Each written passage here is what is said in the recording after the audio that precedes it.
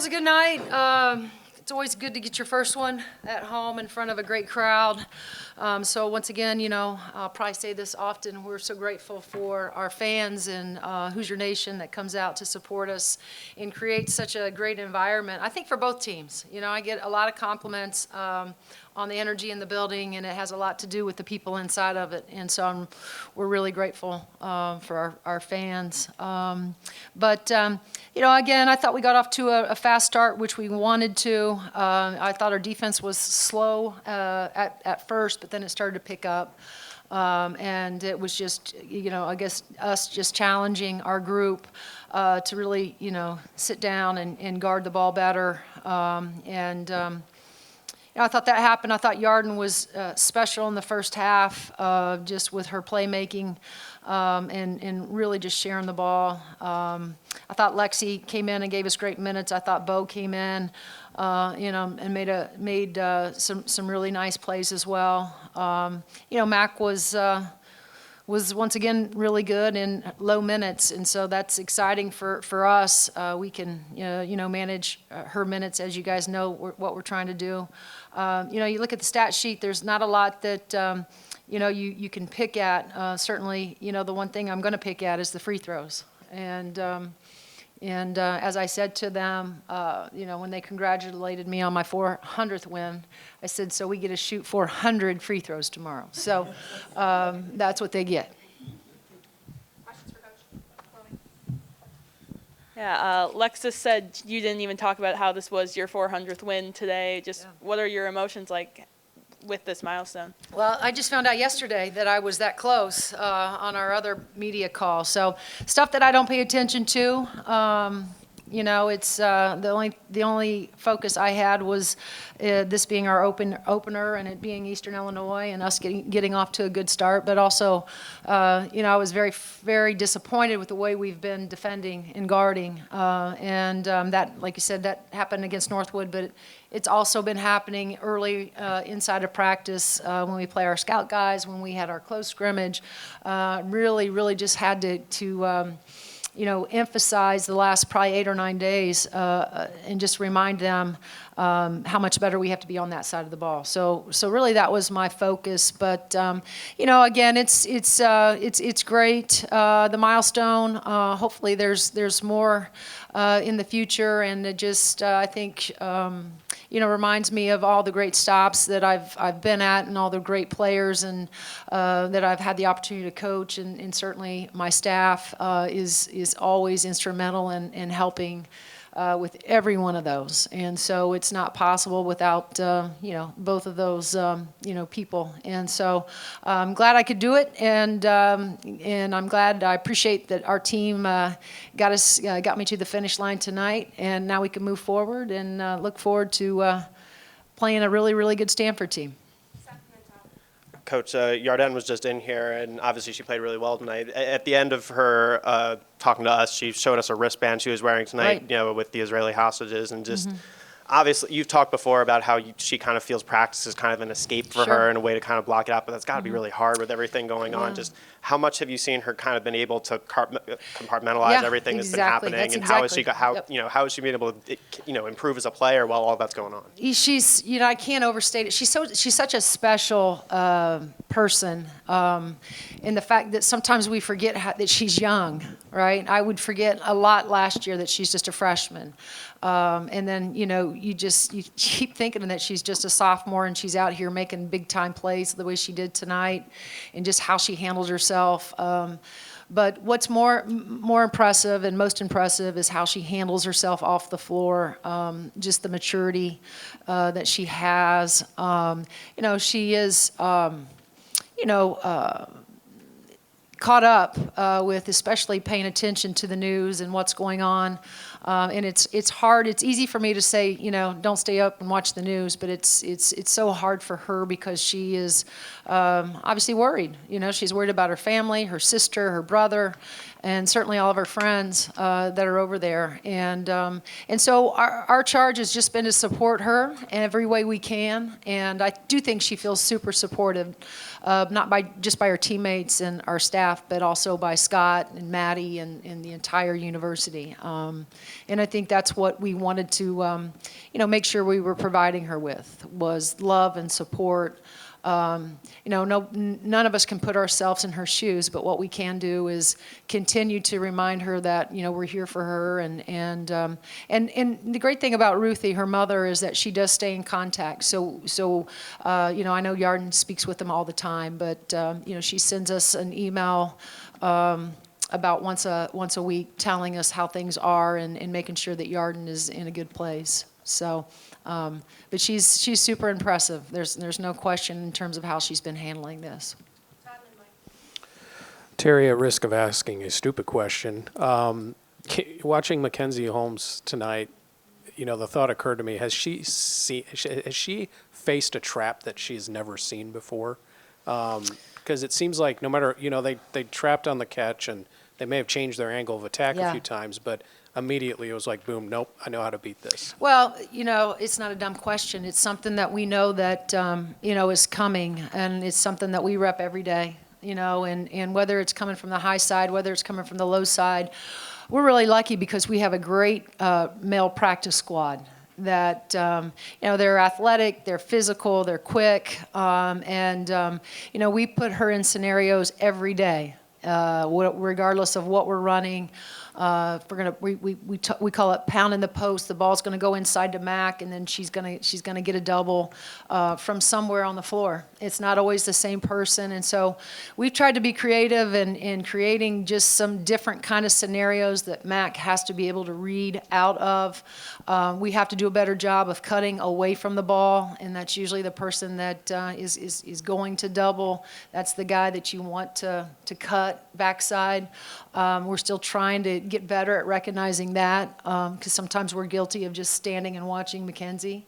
But I think she would tell you it's reps that she takes every single day. She knows the double's coming. I always remind her that that's a compliment, that they think that much about you and her play. Tonight I thought that, she hesitated a little bit when it was single coverage. And so I think she needs to figure out there's still room for her to improve of realizing that sometimes the double can be late. And when that happens, she has to make a quicker decision. And, so we will keep, playing cat and mouse with her inside of all of our practices because she's going to, and she warrants, a double because of her skill set.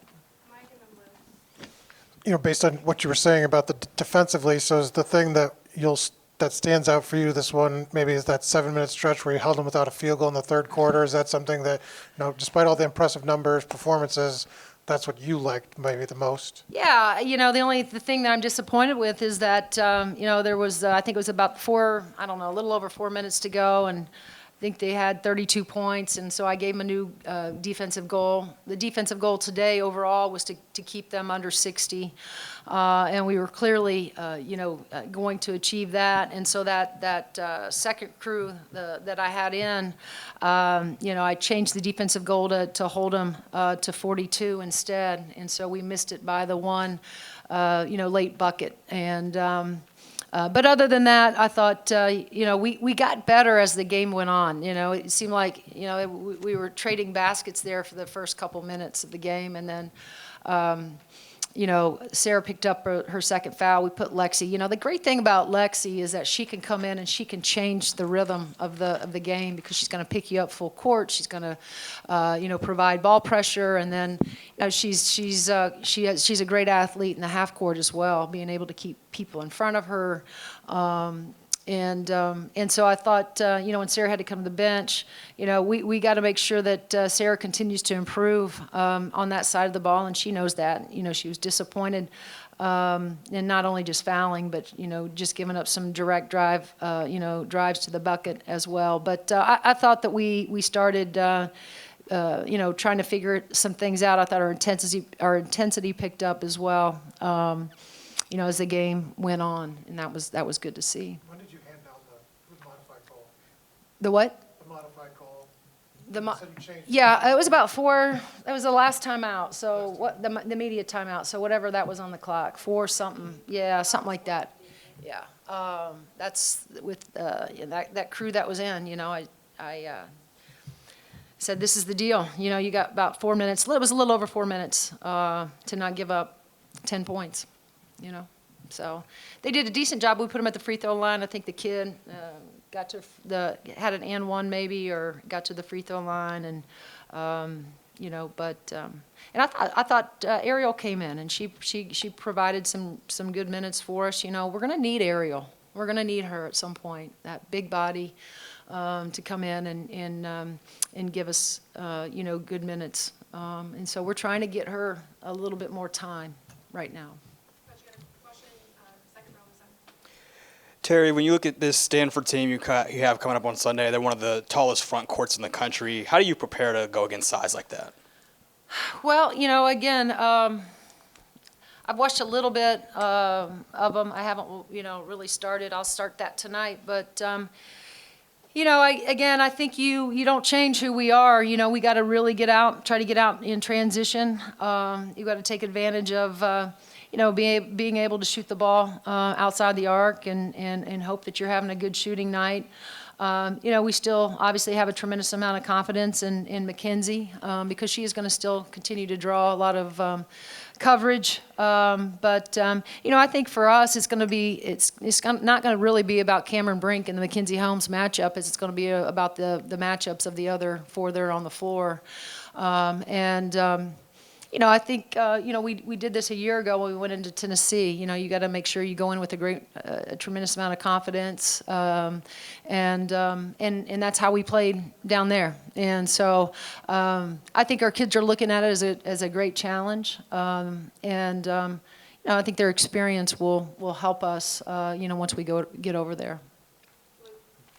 Terry, you've done this for a long time, so I don't presume that you'd be nervous on opening day particularly, but how did you spend today, and was it at all different than any other time during the season because it's the first game? Yeah, no. I do the same thing every day. Come in and I do my notes early in the morning. And then I always have a workout with my staff. Not all of them. I still can't get Rhett Wearspa to join me, and Linda, and now Amber's following suit with the other 2. But Liz and myself and Bree and my GAs, we get on the Versa and do a Versa workout, before, and then we go into shoot around, and we spend time with our players, and none of that really changes for me. I'm sort of a creature of habit. I want this, to do the same thing on game day that I normally do, and being in my element is what gives me the most peace. So, it's a normal day. Coach, I know that Juliana had 5 rebounds and an assist tonight. She was the only one not to score. What do you tell her? She's the only one not to score, but I know that her time is probably coming soon. Yeah, she made a championship play. She took a charge there at the end of the game, and those are the things that, again, and I don't know that this would be accurate with Juliana, but often, the young kids, they, sometimes the scoring piece of it is sort of where they find their worth, right? That they got to score the ball in order to have an impact on the game. And Jules is going to quickly learn that she can have an impact on the game other ways: rebounding, rotating, taking charges, sitting down, being in a great stance, just guarding. Taking care of the ball, and so those are the things that we'll continue to teach she and Bo and all of them. That there's so many things you can do inside of a game, whether you score or not, that you can impact it. And so those are sort of the lessons she's going to learn while being here at Indiana. Coach, with Lexus scoring 15 and you mentioning the importance of Ariel, what does a second half like tonight's second half do for this unit? Yeah, I mean, hopefully it's given them great confidence. And let's not forget Henna. Henna is, and I said this early, earlier in one of our opportunities to talk about our team. I thought Lexi's had a great summer. Lily, has changed her body, put on good weight. And then, I think Henna has just continued to get better. She went home to Finland in the summer and played with her national team, but she's come back.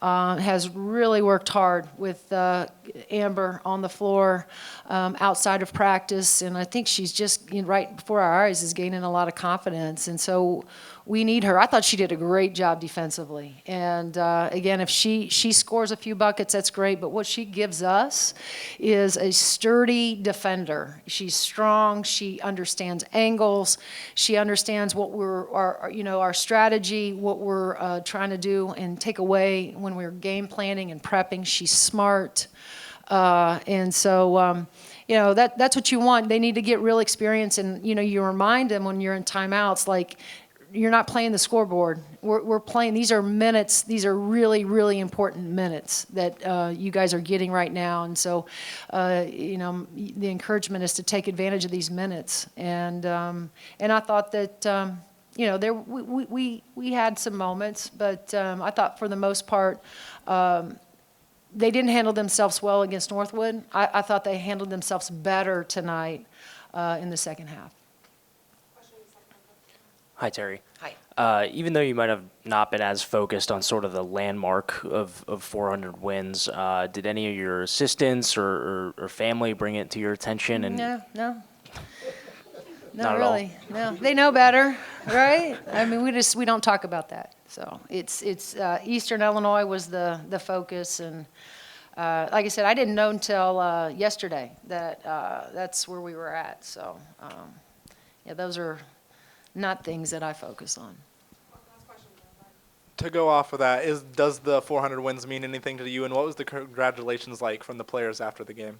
Well, they're always excited. The kids are. I think one of the things we try to be is each other's biggest cheerleaders. And so, I was excited for them tonight that, I got to sit over there and watch them.